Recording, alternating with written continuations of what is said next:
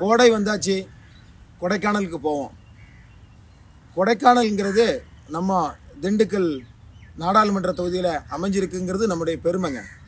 அது மட்டும் இல்லைங்க, திண்டுக்கல் மாவட்டத்தில் திண்டுக்கல் பாராளுமன்ற தொகுதியில் இயற்கை கொஞ்சி விளையாடுகிற நீர்நிலைகளும் நிலவளமும் அதிகமாக இருக்கிற தொகுதி நம்ம திண்டுக்கல் பாராளுமன்ற தொகுதிங்க.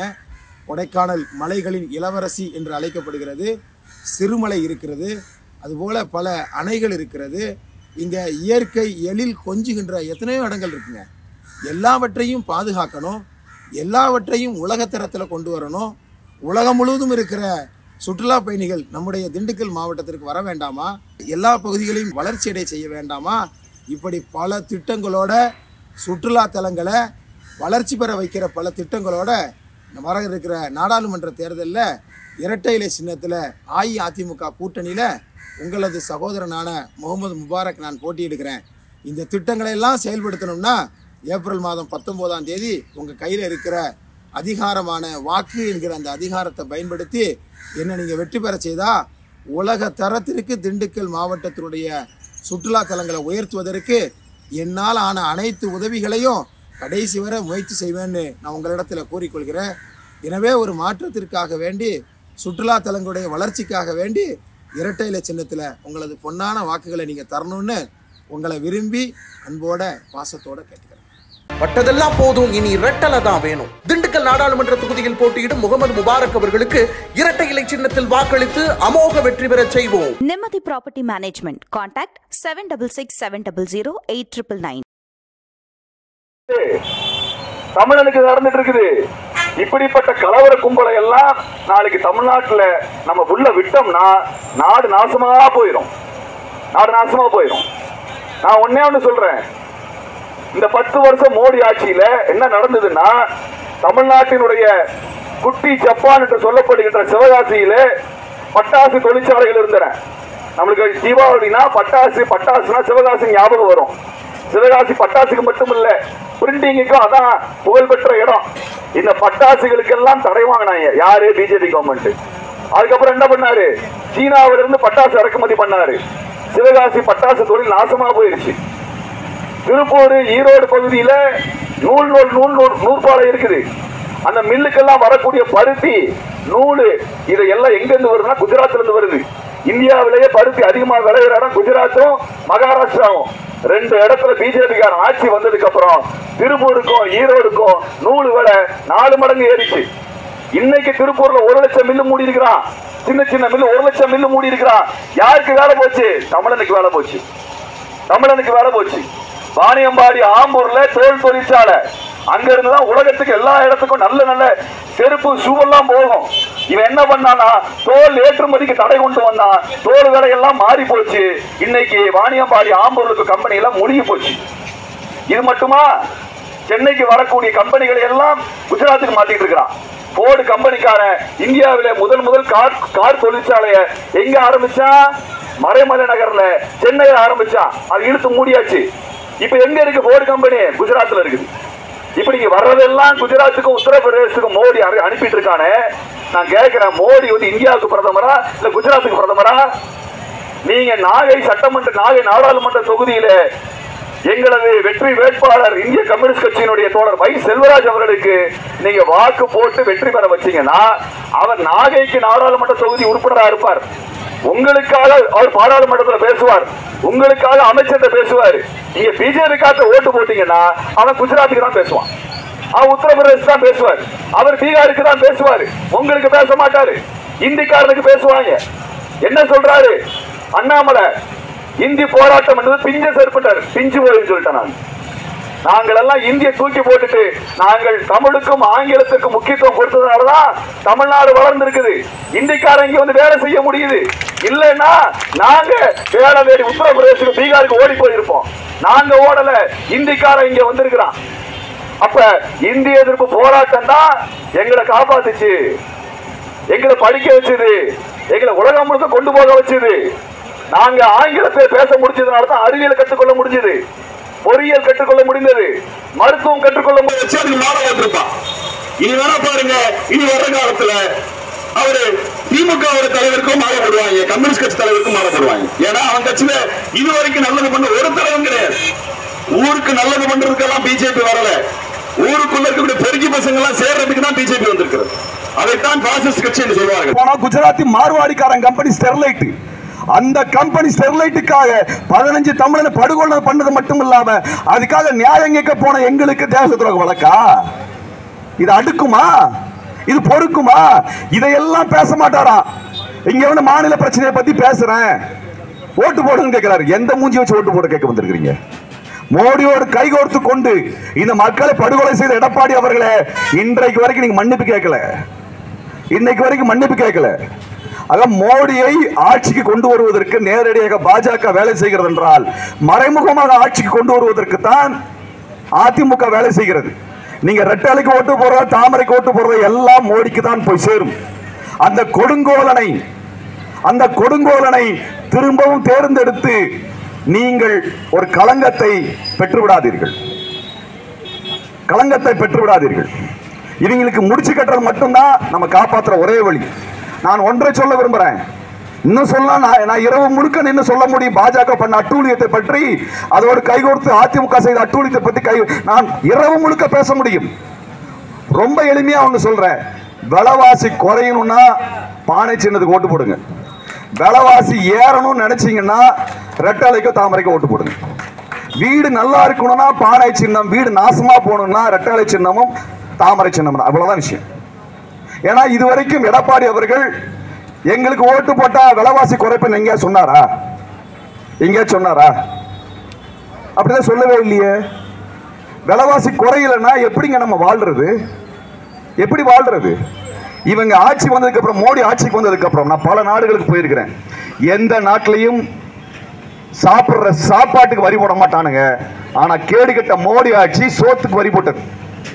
நீங்க சாப்பிடுற இட்லி சாப்பிடுறீங்களே ஹோட்டல்ல, அதுக்கு வரி. அங்க சட்னி போட்டானா அதுக்கும் வரி. அது இலையில போட்டா அந்த இலைக்கும் சேர்த்து வரி.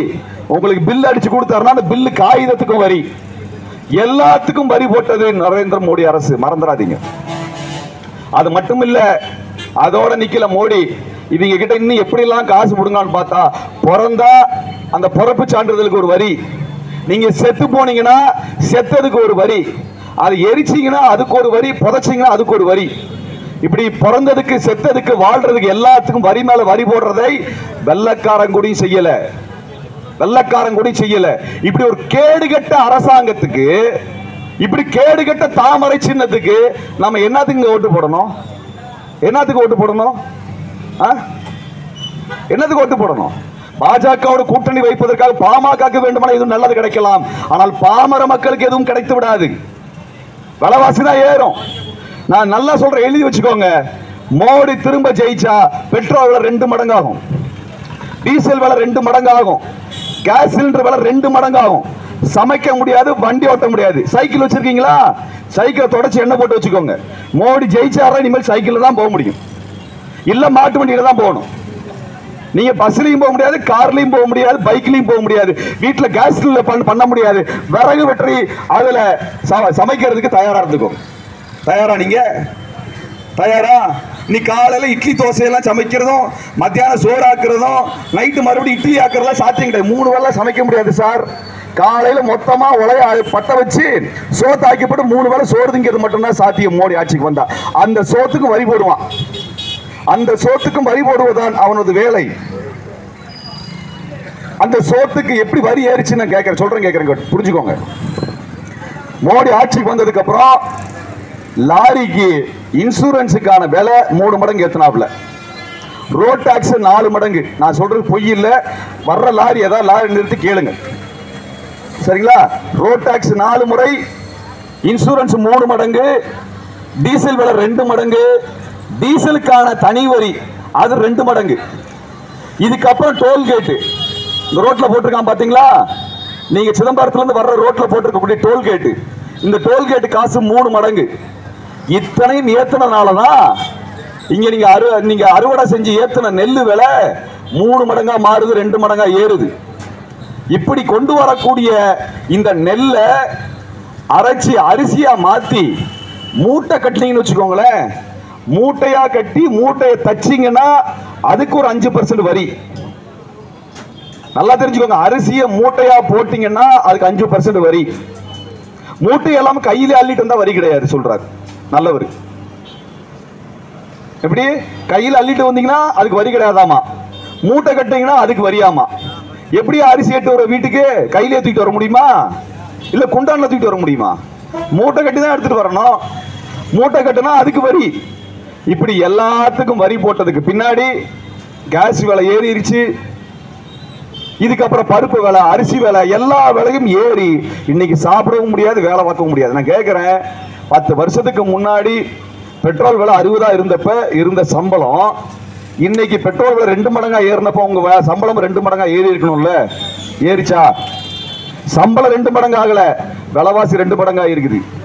இப்படி எல்லாம் இதையெல்லாம் பத்தி எடப்பாடி பேச மாட்டாருங்க, அதிமுக எல்லாம் பேசாது. அவங்க ஏன் பேச போறாங்க? நான் ஒண்ணு சொல்ல விரும்புறேன். எடப்பாடி அவர்களை ஜெயலலிதா அம்மையார் கைது செய்து சிறையில் வச்சது யாரு? நரேந்திர மோடி. சிறையிலிருந்து வெளியே வந்ததுக்கு அப்புறம் ஜெயலலிதா அம்மையார் 10வது மாசம் இறந்து போறாங்க. சிறையில் ஜெயலலிதா அம்மையாருக்கு என்ன நடந்தது அப்படின்னு என்னைக்காவது கேட்டிருக்கீங்களா? நாங்க 6 வருஷமா கேட்கிறோம். ஏன்னா சிறையில் எனக்கு சோத்துல விச வச்சது எடப்பாடி. சரிங்களா? உங்க அரசு தான். எதுக்கு? ஸ்டெர்லைட்டை பத்தி நான் பேசுனதுக்காக. சிறையில் என்ன நடக்குதுன்னு எனக்கு நல்லாவே தெரியும். அந்த ஜெயிலில் அந்த அம்மையாருக்கு என்ன நடந்தது அப்படின்னு யார் கேட்கறது? யார் கேட்கறது? இன்னைக்கு வரைக்கும் நீங்க கேட்கல. அந்த கட்சி ஜெயலலிதா அம்மையார் இறந்ததுக்கு பின்னாடி அதிமுக 3ஆ உடைஞ்சது. 3ஆ உடைச்சது யாரு? மோடி, பிஜேபி. அவங்களோட நீங்க கூட்டணி வைப்பீங்க, மீது 2 குழு வெளியே நிற்கும். அப்ப 2 குழு கூட்டணி போச்சுன்னா நீங்க வெளியே நிற்பீங்க. என்னங்க நாடகம் அது? இந்த 3 சேரை போட்டு சுத்தி ஓடி வருவாங்களே, அந்த மாதிரி அந்த கட்சி ஓடி வந்துட்டே இருக்குது. அந்த கட்சி ஒன்னாகலையே. நீங்க அதிமுகவை சேர்ந்த நண்பர்கள் நான் சொல்றேன், உங்க கட்சி உருப்பிடும்னா உங்க கட்சி தோத்தாதான் உருப்பிடும். உங்க கட்சி ஜெயிச்சதுன்னா உருப்படாது. ஏன்னா உங்க கட்சி ஜெயிச்சதுன்னா உங்க கட்சி தலைவரே மோடியை கொண்டு போய் அடக்கி வச்சிருவாரு. மோடி ஆட்சி இறங்காமல், மோடியை வீழ்த்தாமல் அதிமுக காப்பாற்ற முடியாது. பாட்டாளி மக்கள் கட்சி பத்தி நான் சொல்ல வேண்டியதில்லை. அந்த கட்சியில பாதி பேர் பாஜக மாறிட்டாங்க. நீங்க பாமகவோட நண்பர்களை நீங்க வீதி வீதியா பாஜக தூக்கிட்டு போனீங்கன்னா உங்க கட்சியே இருக்காது. உங்க கட்சியே இருக்காது. இப்படிதான் 20 வருஷத்துக்கு முன்னாடி சிவசேனா கட்சிக்காரன் அங்க 2 எம்எல்ஏ கூட இல்லாத பாஜகவை தூக்கிட்டே போனான். வீதி வீதியா தூக்கிட்டு போனான் மகாராஷ்டிராவில். இன்னைக்கு சிவசேனா கட்சியே கிடையாது. அந்த கட்சியை 2ஆ உடைச்சிட்டான். அந்த கட்சி 2ஆ உடைச்சிட்டான். ராம்விலாஸ் பாஸ்வான் மிகப்பெரிய தலைவர், அவர் அப்படிதான் பீகார்ல மோடியை தூக்கிட்டு போனார் எல்லா இடத்துக்கும். இன்னைக்கு ராம்விலாஸ் கட்சி 2ஆ உடைஞ்சு போச்சு. ராம்விலாஸ் செத்ததுக்கு அப்புறம் அந்த கட்சி 2ஆ உடைஞ்சிருச்சு. தாக்கரே செத்ததுக்கு அப்புறம் அந்த கட்சி 2ஆ உடைச்சிட்டாங்க. நிதிஷ்குமார் இருக்கிறாரு, அவர் உயிரோடு இருக்கும் போதே கட்சியை திருடிட்டு போயிட்டானுங்க. அப்ப நிதிஷ்குமார் போன தேர்தலில் பிரதம வேட்பாளராக சொல்லப்பட்டவர், அவர் கட்சியே காலியாயிருச்சு. தாக்கரே மகாராஷ்டிராவினுடைய பெரிய தாதான்னு சொன்னாங்க, அவர் கட்சி காலியாகி போயிருச்சு. ராம்விலாஸ் பாஸ்வான் இந்தியாவுடைய மிகப்பெரிய தலைவர், அவர் கட்சி காலியாக போயிருச்சு. பாட்டாளி மக்கள் கட்சி எப்படி காப்பாத்துவீங்க? நான் வர்றப்பெல்லாம் பார்க்கிறேன், எல்லா இடத்துலையும் தாமரை போட்டு அதுல மஞ்சள் கலரா அடிச்சு வச்சிருக்கிறீங்க. சார், மொத்தமா தாமரை உங்க கட்சி சாப்பிட்டுரும், மாம்பழத்தை சாப்பிட்டு செரிச்சிரும். அது சாதாரண தாமரை கிடையாது, எல்லாத்தையும் திங்கிற தாமரை. அது ஒரு கொலகார தாமரை. அது இந்த கட்சிக்கெல்லாம் தயவு செஞ்சு கூஜா தூக்குனீங்கன்னா உங்க கட்சி இருக்காது. ஆகவே தமிழ்நாட்டினுடைய உரிமைக்காக பேசக்கூடிய ஒரு தலைவரை அங்க அனுப்புங்க. அந்த வகையில தொல் திருமாவளவன் அவர்கள் ஒரு கட்சியின் தலைவராக நான் பார்க்கல, இந்த சமூகத்தின் தலைவராக, தமிழ்நாட்டினுடைய தலைவர்களில் மிகச் சிறந்தவராக நான் பார்க்கின்றேன். இந்திய அளவில் அவர் அப்படிதான் பார்க்கிறாங்க. இந்திய அளவில் பல நகரங்களில் பல கூட்டங்களில் நான் போயிருக்கின்றேன்.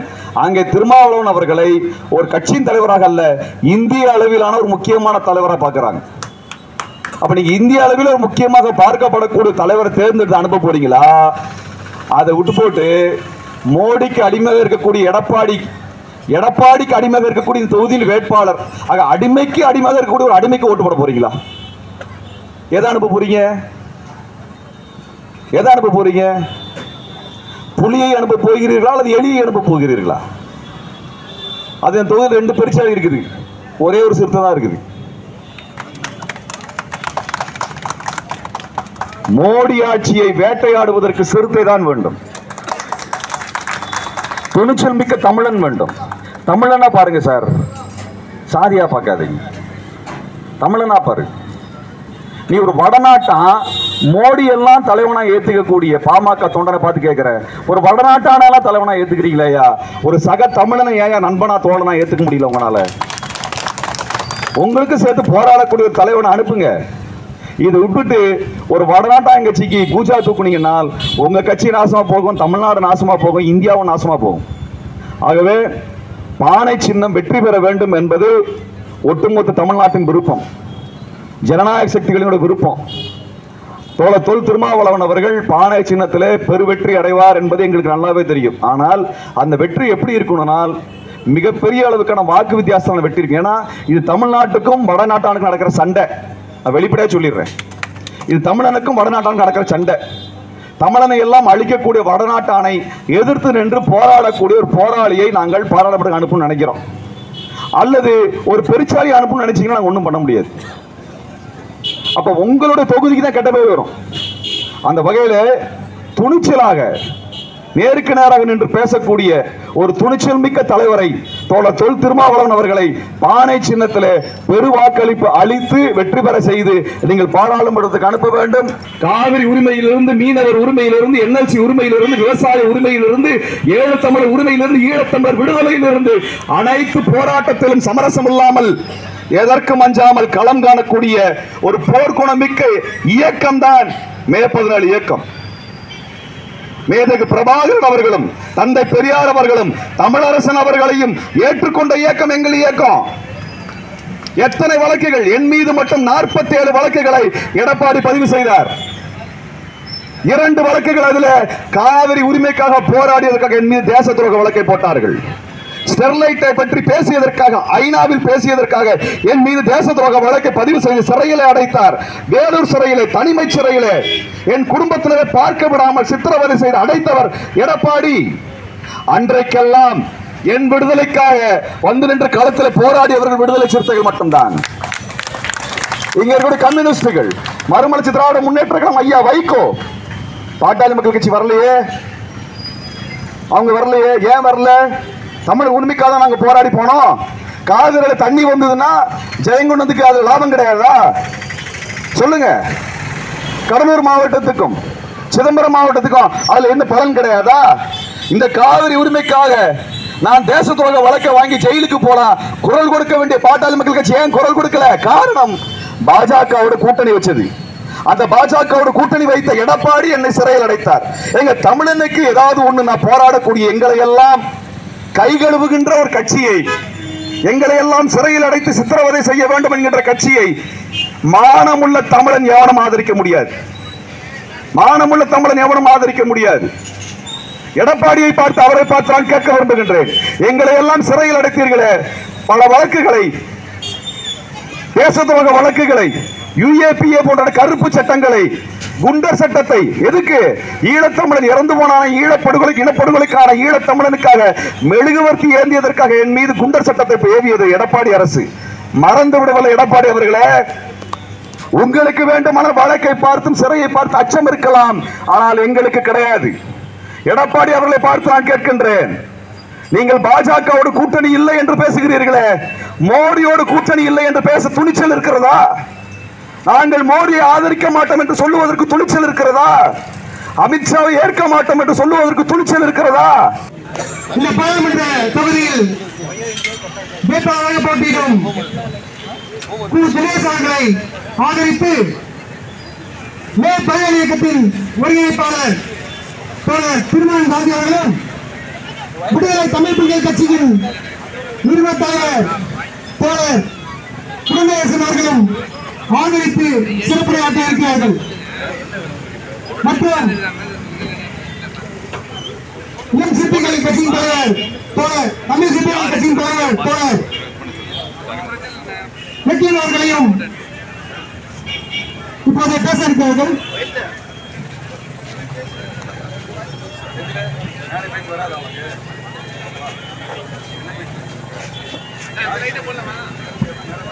அந்த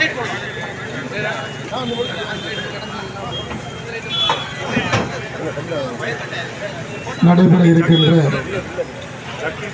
18வது பாராளுமன்ற பொதுத் தேர்தலில் கோவை மக்களவை தொகுதியில் போட்டியிடுகிற அன்பிற்குரிய நண்பர் தினேஷ் அவர்களை ஆதரித்து தமிழ் தேசிய கூட்டணியின் சார்பில் தமிழ்நாடு முழுவதும் இடதுசாரி இயக்கங்களுடைய வேட்பாளர்கள், முற்போக்கு இயக்கங்களுடைய வேட்பாளர்கள், விவசாயிகளுக்காக போராடுகிற விவசாயிகளின் உரிமைகளை நிலைநாட்டுகிற வேட்பாளர்களை ஆதரித்து கடந்த 4 நாட்களுக்கு மேலாக குறிப்பாக இந்திய கம்யூனிஸ்ட் கட்சியுடைய வேட்பாளர் ஒய் செல்வராஜ் அவர்களை ஆதரித்து நாகை நாடாளுமன்ற தொகுதியிலும் துரை வைகோ அவர்களை ஆதரித்து திருச்சி நாடாளுமன்ற தொகுதியிலும் தொல் திருமாவளவன் அவர்களை ஆதரித்து சிதம்பரம் நாடாளுமன்ற தொகுதியிலும் வாக்கு சேகரித்து இன்றைக்கு வரலாற்று சிறப்பு வாய்ந்த இந்த மண்ணில் ஒண்டிப்புதூர் சுங்கம் பகுதியில் இருக்கக்கூடிய வாக்காளர் பெருங்குடி மக்கள் ஆகிய உங்களை சந்தித்து வாக்கு கேட்க வந்திருக்கின்றோம்.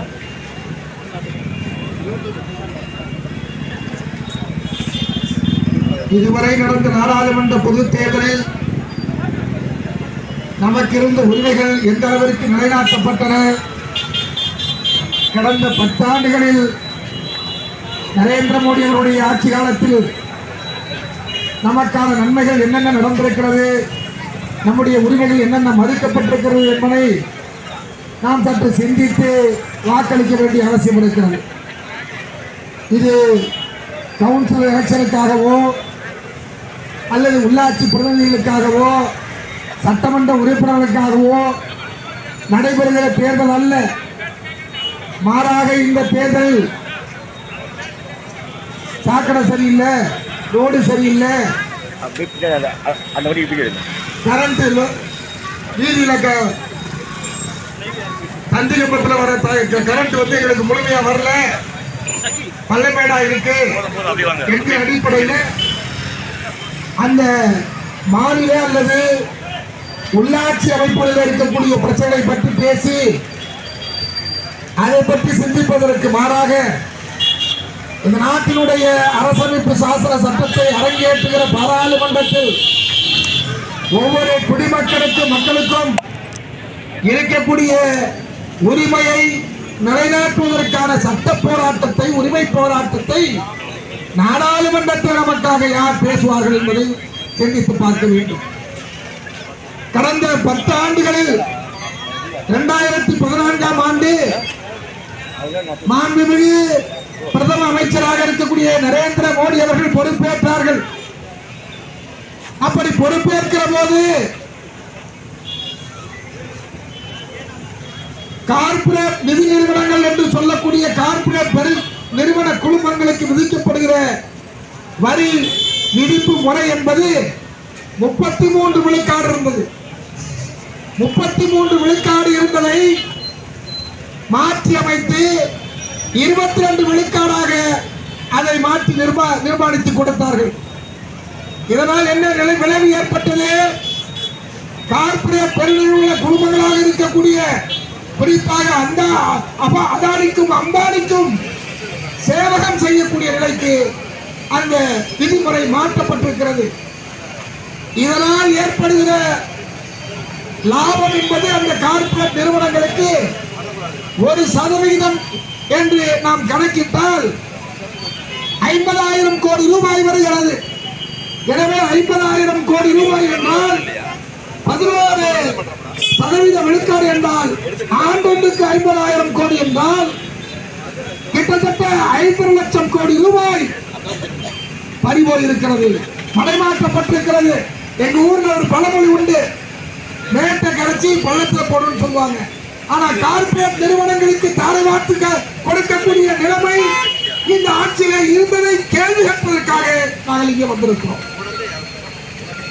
சாதாரண ஏழை எளிய மக்களுக்கு கேஸ் விலை உயர்ந்துருச்சு, பெட்ரோல் விலை உயர்ந்துருச்சு.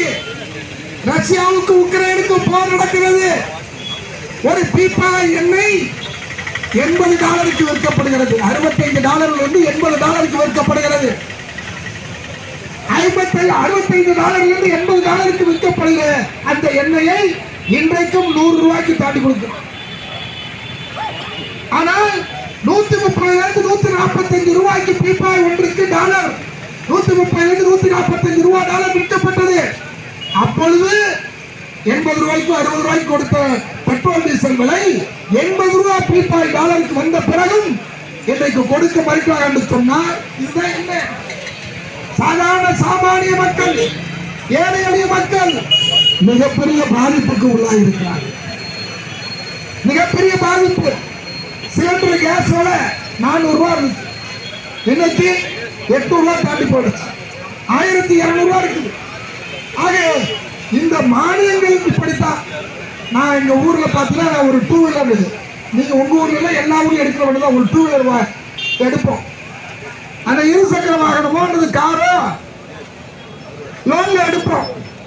எடுக்கப்படுறதுக்கு நமக்கு டாக்ஸ் வாங்குறாங்க. எப்படிப்பட்ட டாக்ஸ்? ரோட் டாக்ஸ் வாங்குறாங்க. ஃபுல் இன்சூரன்ஸ் வாங்கிடுறாங்க. சாலை விதிமுறை மட்டுமல்ல, அனைத்து வகையான வரியும் வாங்கப்படுகிறது. ஆனா வரியை வாங்கின பிறகு மீண்டும் டோல்ல போட்டு 4 மடங்கு நம்மள்ட்ட வாங்குறாங்க. 40 கிலோமீட்டருக்கு ஒரு டோல் இருக்கணும். 40 கிலோமீட்டருக்கு ஒரு டோல் இருக்கணும். இந்த நாட்டில் சட்டமன்றத்தில் பாராளுமன்றத்தில் எழுச்சி தமிழர் விடுதலை சிறுத்தைகள் கட்சியுடைய தலைவர் திருமாவளவன் அவர்கள் தமிழ்நாட்டில் இருக்கக்கூடிய சுங்கமாக இருக்கக்கூடிய டோல் வரிமுறையை பற்றி பாராளுமன்றத்தில் கேட்டாரு. இதுவரைக்கும் எந்த பதிலும் அமித்ஷா இருந்து வரல, மோடி இருந்து வரல, நிதின் கட்கரி இருந்து வரல. இதுதான் நிலைமை. ஆனால் ஒரு அறிவிப்பு கொடுத்தாங்க, அது கணக்கிடப்பட்டு மூடப்படும் என்று சொன்னார்கள். ஒரு இடத்துல கூட மூடல. ஒரு இடத்துல கூட மூடல. வெறும் 25 டோல் இருக்க இடத்துல 48 டோல் இருக்கு. 46 48 டோல் இருக்கு. கன்னியாகுமரி சென்னை போனோம்னா எவ்வளவு டோல் விதிப்பு வரி விதிப்பு முறை இருக்கு என்பதை சிந்தித்து பார்க்க வேண்டும். இதெல்லாம் மக்கள்கிட்ட சொல்லி ஒக்கி புயலுக்கு வரல, வர்தா புயலுக்கு வரல, கஜா புயலுக்கு வரல, நிவர் புயலுக்கு வராத இந்த நாட்டினுடைய பிரதம அமைச்சர் ஆனால் ரோட் ஷோ நடத்த வரார். நான் ஒன்றை மட்டும் கேட்க விரும்புகிறேன். ரோட் ஷோன்றது எது? இப்ப பிரதம அமைச்சர் இருக்கட்டும், இந்த நாட்டுடைய முதன்மை அமைச்சர் இருக்கிறார், அதாவது சிஎம், அவர் ஓட்டு கேட்கிறாரு. எதிர்கட்சி தலைவராக்கக்கூடிய எடப்பாடியும் ஓட்டு கேட்கிறாரு. எப்படி ஓட்டு கேட்கிறாங்க? ஏதாவது ஒரு பாயிண்ட்ல மக்களை வருவாங்க, அவங்க கட்சிக்காரர் வருவாங்க, கூட்டணி கட்சிக்காரர் வருவாங்க, ஓட்டு கேட்பாங்க. அங்க என்ன சொல்லுவாங்க? நான் இந்த ஆட்சியை இப்படி சிறப்பாக நடத்தினேன், நான் இந்தந்த திட்டங்களை மக்களுக்கு அறிவித்திருக்கிறேன், இந்தந்த திட்டங்களை நான் நடைமுறைப்படுத்தியிருக்கிறேன் என்று சொல்லி ஓட்டு கேட்கிறாங்க. எதிர்கட்சி வர சொல்றாரு, இந்த ஆட்சி இந்தந்த திட்டங்களை மூடிட்டது, இந்தந்த திட்டங்களை சரிவர நடத்தல அப்படின்னு ஓட்டு கேட்கிறாங்க. இதான நியாயம்? ஆனால் கார்ல நின்று கை காட்டிட்டு டாட்டா காட்டிட்டு போறீங்க. நான் கேட்கிறேன், நிவர் புயலுக்கு ஏன் வரல? வர்தா புயலுக்கு ஏன் வரல? எங்க ஊரு டெல்டா மாவட்டம், இவர் கோவை மாவட்டம், நான் டெல்டா மாவட்டம். டெல்டா மாவட்டத்தில் இருக்கக்கூடிய தென்னை மரம் ஏழாடி சாஞ்சு கிடந்துச்சு. அம்மையார் ஜெயலலிதா ஆட்சி காலத்தில் 33,000 கோடி ரூபாய் பீடு கட்டாங்க. இவன் இன்னைக்கு இருக்கக்கூடிய திராவிட முன்னேற்ற கழகத்துடைய அரசு இழப்பீட்டு தொகையாக கேட்ட தொகை ஏறக்குறைய 5,000 கோடி ரூபாய்க்கு மேல வரல. 1,05,000 கோடி ரூபாய் கேட்டாங்க. 20ல் 1 மடங்கு கூட தராத ஒருவர் ரோட் ஷோ நடத்துறாங்க.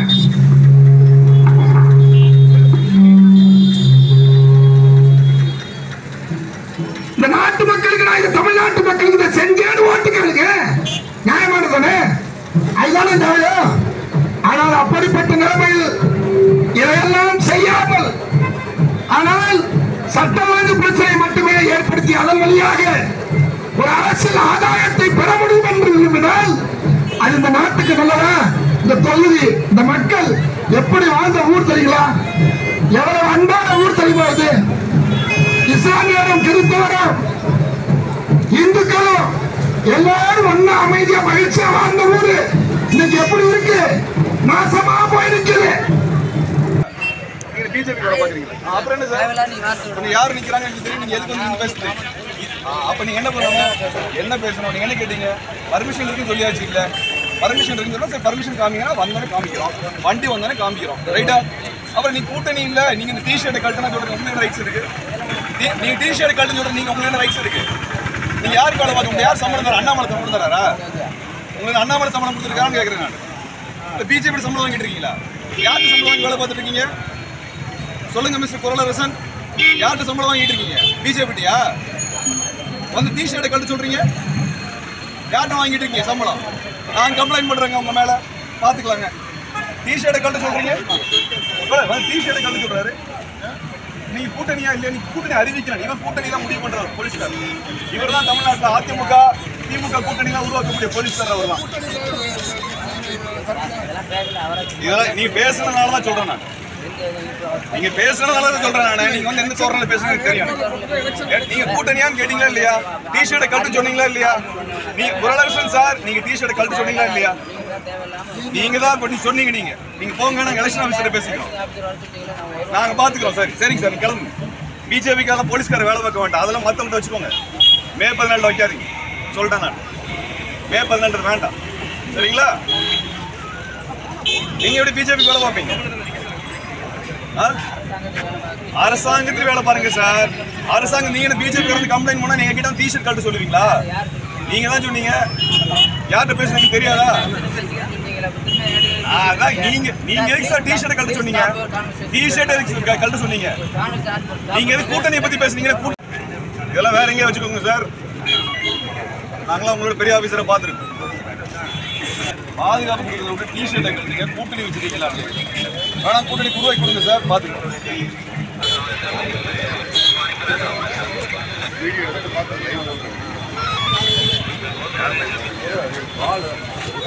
அப்படியா?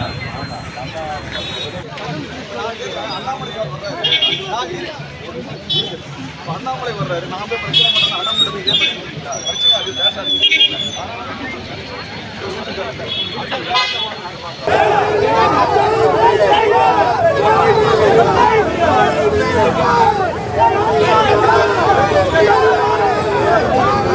கொஞ்சம் லைட்டா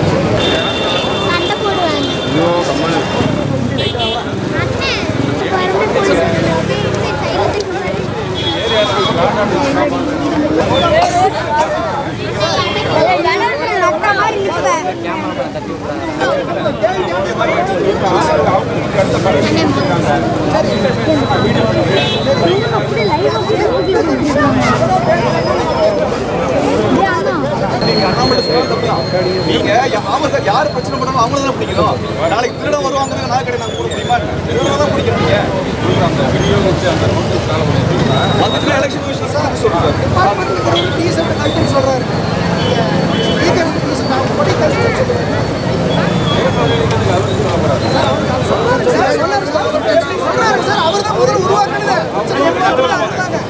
அனுப்பிச்சுடுப்பா.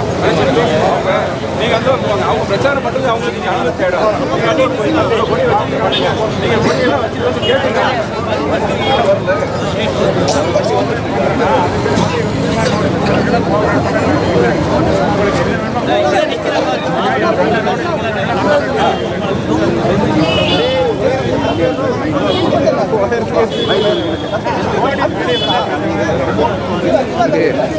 வேற வராது.